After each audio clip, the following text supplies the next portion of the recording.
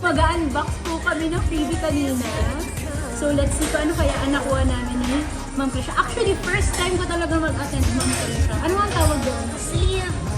Sleeve cup work. Cup sleeve. Cup sleeve party.